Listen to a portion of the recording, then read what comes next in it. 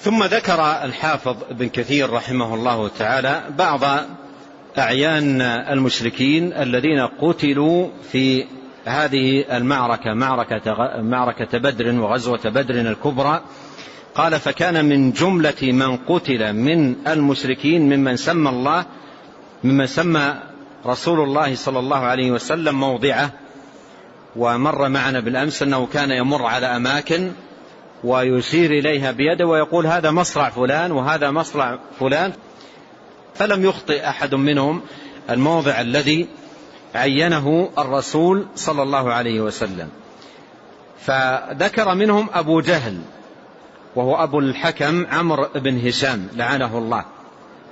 وقصة قتله رواها الإمام البخاري والإمام مسلم في صحيحيهما عن عبد الرحمن بن عوف أنه قال: بين أنا واقف في الصف يوم بدر نظرت عن يميني وشمالي فإذا أنا بين غلامين من الأنصار حديثة أسنانهما تمنيت لو كنت بين أضلع منهما،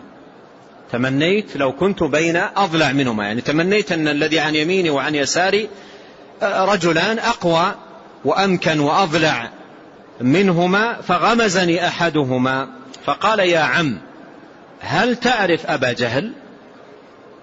غمزني أحدهما فقال: يا عم هل تعرف أبا جهل؟ قال: قلت: نعم. وما حاجتك إليه يا ابن أخي؟ قال: أخبرت أنه يسب رسول الله صلى الله عليه وسلم والذي نفسي بيده لئن رأيته لا يفارق سوادي سواده حتى يموت الأعجل منا. قال: فتعجبت لذلك. قال: فغمزني الآخر فقال مثلها. قال: فلم أنشب، يعني لم أمكث طويلا، فلم أنشب أن نظرت إلى أبي جهل يزول في الناس، رآه في صفوف القتال، فقلت: ألا تريان هذا صاحبكما الذي تسألان عنه؟ قال: فابتدراه فضرباه بسيفيهما حتى قتلاه ثم انصرف إلى رسول الله صلى الله عليه وسلم. انصرف إلى رسول الله صلى الله عليه وسلم فرحين بهذا النصر العظيم والمكرمة العظيمة التي من الله سبحانه وتعالى عليهما بها في قتلهما لألد أعداء وخصوم النبي الكريم صلوات الله وسلامه عليه. قال: ثم انصرف إلى رسول الله صلى الله عليه وسلم فأخبره فقال: أيكما قتله؟ فقال: كل واحد منهما أنا قتلته. فقال: هل مسحتما سيفكما؟ قال: لا. فنظر في السيفين فقال: كلاكما قتله. فقال عليه الصلاة والسلام: كلاكما قتله.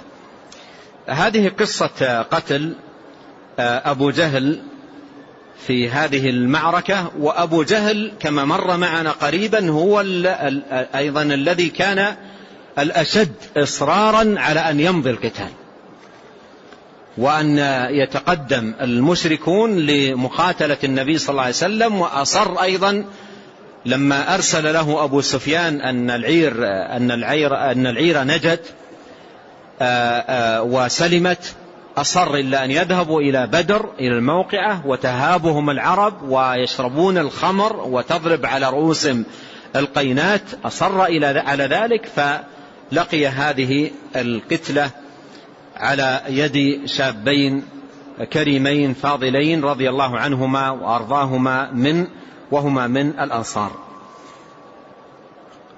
قال: قتله معاذ بن عمرو بن الجموح ومعوذ بن عفراء، وتمم عليه عبد الله بن مسعود واحتز رأسه. تمم عليه عبد الله بن مسعود، يعني وجده مصروعا وتمم عليه وحز رأسه، أي فصل رأسه عن جسده، وأتى به رسول الله، وأتى به أي برأس هذا الخصم اللدود رسول الله صلى الله عليه وسلم فسر بذلك. أيضا وعتبة وشيبة ابن ربيعة، وعتبة مر معنا أنه قتل في البراز الذي تقدم معنا، وعتبة وشيبة ابن ربيعة والوليد بن عتبة وأمية بن خلف.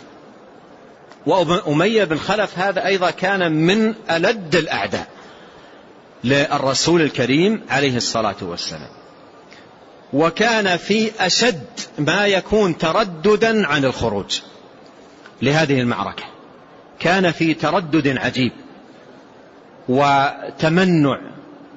وكان لما أصر عليه أبو جهل أن يخرج للمعركة اتخذ ناقة وعزم أن ينثني في أول الطريق، وكان كلما نزلوا منزلا عزم أن يرجع. وكان أحد أصحاب النبي عليه الصلاة والسلام أبلغه أنه مقتول، أنه سمع أن النبي صلى الله عليه وسلم يقول أنه مقتول، فكان خائفا من ذلك، وسأل هل أنا مقتول في مكة أو في غير مكة؟ قال لا أدري، فكان في أشد الخوف من ذلك. وقصته في صحيح البخاري من حديث عبد الله بن مسعود رضي الله عنه قال حدث عن سعد بن معاذ أنه قال، سعد بن معاذ الأنصاري رضي الله عنه كان صديقا لأمية بن خلف، وكان أمية إذا مر بالمدينة نزل على سعد، وكان سعد إذا مر بمكة نزل على أمية. فلما قدم رسول الله صلى الله عليه وسلم المدينة يعني بعد الهجرة، انطلق سعد معتمرا فنزل على أمية بمكة، فقال لأمية انظر لي ساعة خلوة لعلي أن أطوف بالبيت. فخرج به قريبا من نصف النهار، فلقيهما أبو جهل فقال يا أبا صفوان من هذا معك؟ قال هذا سعد. فقال له أبو جهل ألا أراك تطوف بمكة آمنا؟ ألا أراك تطوف بمكة آمنا؟ يخاطب سعدا رضي الله عنه. وقد آويتم الصبات، يقصد النبي صلى الله عليه وسلم وأصحابه، وزعمتم أنكم تنصرونهم وتعينونهم، أما والله لولا أنك مع أبي صفوان يعني أمية ما رجعت إلى أهلك سالما، ما رجعت إلى أهلك سالما. فقال له سعد ورفع صوته عليه أما والله لئن منعتني هذا لمنعتك ما هو أشد عليك منه، طريقك على المدينة، طريقك على المدينة. فقال له أمية لا ترفع صوتك يا سعد على أبي الحكم سيد أهل الوادي. فقال سعد دعنا عنك يا أمية، دعنا عنك يا أمية، فوالله لقد سمعت رسول الله صلى الله عليه وسلم يقول إنهم قاتلوك، يعني قاتلوك يا أمية بن خلف. فهذه الكلمة أوجعت قلبه من تلك الساعة، أوجعت قلب أمية بن خلف من تلك الساعة. قال بمكة، لما قال إنهم قاتلوك قال بمكة، قال لا أدري. ففزع لذلك أمية فزعا شديدا. فلما رجع أمية إلى أهله قال يا أم صفوان ألم تري ما قال لي سعد؟ قالت وما قال لك؟ قال زعم أن محمدا أخبرهم أنهم قاتلين. فقلت له بمكة؟ قال لا أدري. فقال أمية والله لا أخرج من مكة. فقال أمية والله لا أخرج من مكة. الآن يعني امتلأ قلبه خوف من القتل، قال والله لا أخرج من مكة. فلما كان يوم بدر استنفر أبو جهل الناس، قالوا أدركوا عيركم، فكره أمية أن يخرج. فأتاه أبو جهل فقال يا أبا صفوان إنك متى ما يراك الناس قد تخلفت وأنت سيد أهل الوادي تخلفوا معك. فلم يزل به أبو جهل حتى قال أما إذ غلبتني فوالله لأشترين أجود بعير بمكة. لماذا؟ ليس للملاقاة وإنما للفرار، لأنه الآن على معرفة وعلى خوف شديد من مصرعه ومقتله، فكان في غاية التردد والإحجام عن الخروج، لكن أصر عليه أبو جهل إلا أن يخرج. ثم قال أمية يا أم صفوان جهزيني، فقالت له يا أبا صفوان وقد نسيت ما قال لك أخوك اليثربي؟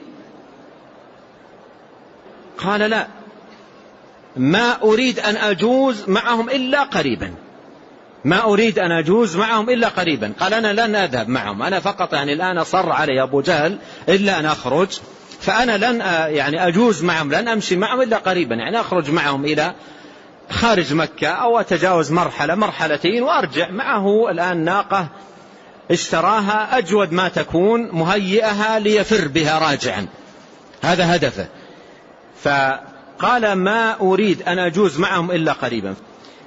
فلما خرج أمية أخذ لا ينزل منزلا إلا عقل بعيرة، يعني يريد أن يرجع، فلم يزل بذلك حتى قتله الله عز وجل ببدر، حتى قتله الله عز وجل ببدر. هذا رواه الإمام البخاري رحمه الله تعالى في كتابه الصحيح.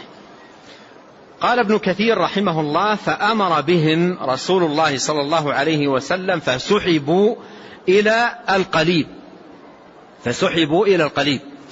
وهذا من إكرام الإنسان، يعني حتى لا يبقى على وجه الأرض متعفنا منتنا، ألقاهم في القليب ووراهم.